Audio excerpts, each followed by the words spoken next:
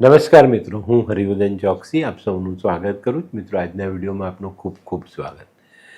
મિત્રો, દર વર્ષે ફાગણ મહિનાની પૂનમને દિવસે આપણે હોળી પ્રગટાવીએ છીએ અને આ હોળી પ્રગટાવવાનું મહાત્મ્ય આપણા હિન્દુ ધર્મમાં ખૂબ મહત્ત્વનું છે. ઘણી વખત ભદ્રા નડતી હોય છે, ઘણી વખત પૂનમ પહોંચતી નથી, ત્યારે આપણે ઘણી વખત અસમંજસમાં આવીએ છીએ કે ભાઈ હોળી ક્યારે પ્રગટાવવી. તો મિત્રો, આજનો વિડીયો ધ્યાનથી સાંભળશો તો ચોક્કસ તમને ખ્યાલ આવશે કે ભાઈ આપણે હોળી ક્યારે પ્રગટાવવી જોઈએ. અને મિત્રો, આપણા દેશમાં પંચાંગો જે પ્રકાશિત થાય છે એનો જો અભ્યાસ કરીએ તો ચોક્કસ આપણા દેશના જે વિદ્વાન જ્યોતિષો છે એ લોકોની સંપૂર્ણ માહિતી આપણા સુધી આ પંચાંગો દ્વારા પહોંચે છે. તો આપણા જે જાણકાર જ્યોતિષો છે, જે જ્ઞાની છે, જે સમયની જાણકારી રાખે છે, નક્ષત્રોની, આપણા વાર તહેવારોની, તિથિઓની જે જાણકારી એ લોકો આપે છે ને બહુ મહત્ત્વની હોય છે. તો આજે આપણે આવા જ એક સરસ જાણકાર જ્યોતિષે આ હોળી વિશે જે માહિતી આપી છે ને તે જાણીએ. મિત્રો, આ વખતે વિક્રમ સંવંત 2082ના વર્ષમાં ફાગણ સુદ 14 તારીખ 2/3/2026ના દિવસે હોળીનું પ્રાગટ્ય થશે. આ દિવસે હોળી પ્રગટાવવામાં આવશે. આ વખતે ભારત દેશમાં પશ્ચિમ ભારતમાં 2 તારીખે હોળી પ્રગટાવવાનો એક જે યોગ બને છે તે છે, અને મધ્યથી લઈને પૂર્વ ભારત સુધીનો જે પ્રદેશ છે એમાં 3 તારીખે થશે. કારણ કે પૂનમની તિથિ પ્રદોષ કાળે પહોંચવી જોઈએ તો હોળીનું પ્રાગટ્ય કરી શકાય. તો તારીખ 2/3/2026 ફાગણ સુદ 14 આ દિવસે પ્રદોષ કાળે પૂર્ણિમા પહોંચે છે. તારીખ 3/3/2026 મંગળવારે સાંજે 17 કલાકને 6 મિનિટે પૂર્ણિમા પૂર્ણ થાય છે. હોળિકા પૂનમ ભદ્રા રહિત હોય તેવી પ્રદોષ વ્યાપિની લેવી એવો શાસ્ત્રોક્ત મત છે. પ્રદોષિની ગ્રાહ્યા પૂર્ણિમા ફાલ્ગુની સદા તસ્યામ ભદ્રા મુખમ ત્યક્યતા પૂજ્યા હોલા નિશામુખે. મતલબ, પ્રદોષ વ્યાપિની ફાલ્ગુની પૂર્ણિમામાં ભદ્રાના મુખનો ત્યાગ કરીને હંમેશા હોલિકા દહન કરવું જોઈએ.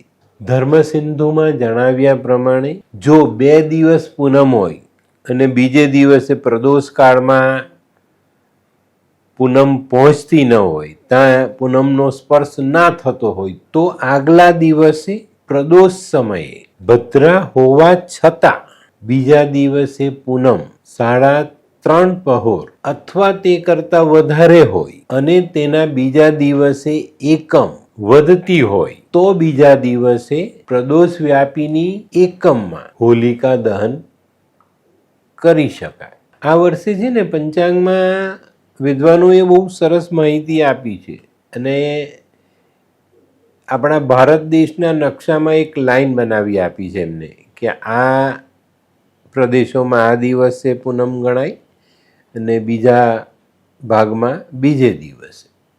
તો એ નકશો પણ અમે સાથે મૂકીએ જ. આ વર્ષે ભારતના નકશામાં બતાવ્યા પ્રમાણે જે ભાગમાં 3:30 પ્રહરથી વધારે પૂનમ બીજા દિવસે છે ત્યાં તારીખ 3/3/2026ને દિવસે હોળી પ્રાગટ્ય કરવી. જ્યારે બીજા ભાગમાં બીજા દિવસે પૂનમ 3 પ્રહર કરતાં ઓછી છે ત્યાં તારીખ 2/3/2026ના રોજે હોલિકા દહન થશે. અહીં નકશામાં 3:30 પ્રહરની રેખા દર્શાવવામાં આવી છે, જેના પરથી સ્પષ્ટ થાય છે રેખાની જમણી બાજુ એટલે કે પૂર્વ ભારતમાં હોલિકા દહન તારીખ 3/3/2026ના દિવસે થશે, જ્યારે રેખાની ડાબી બાજુ એટલે કે પશ્ચિમ ભારતમાં હોલિકા દહન ફાગણ સુદ 14 તારીખ 2/3/2026ના રોજે થશે. અને આ દિવસે કરવાથી આપણે હોળીના જે નિયમો છે ને એને પાડી શકીએ છીએ ને એ સમય દરમિયાન હોળીનું પ્રાગટ્ય આપણા માટે લાભકર્તા સાબિત થાય છે. તો મિત્રો આ બધી વસ્તુ આપણા ભારત દેશના વિદ્વાનો પાસે રહેલી છે. પશ્ચિમના દેશોમાં આ બધી વસ્તુ નથી. ઘણા જે અંધશ્રદ્ધાળુઓ છે તે આને માનતા પણ નથી. પણ જો તમે આમાં શ્રદ્ધા રાખો છો અને સમયસર અને નક્ષત્ર અનુસાર જો આપણે કાર્ય કરીએ, હોલિકા દહન કરીએ અને એનું પૂજન કરીએ છીએ, તો આ પૂજન આપણા જીવનમાં મહત્ત્વનું સાબિત થાય અને આપણા માટે લાભકર્તા સાબિત થાય.